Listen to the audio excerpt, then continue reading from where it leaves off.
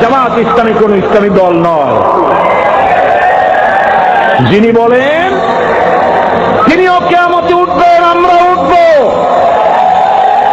আমি 50 বছর কোরআনে কারীমের খেদমত করি, আর 1973 সনে জামাতের রুকন হয়েছি।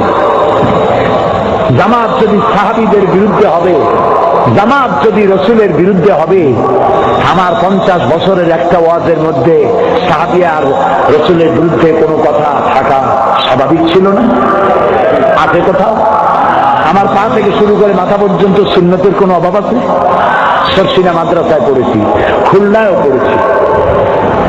ওই যে জামা কাপড় পাইছি বহুরূপী কোনোদিন হই নাই, যেরকম দাড়ি ওই রকমই আছে।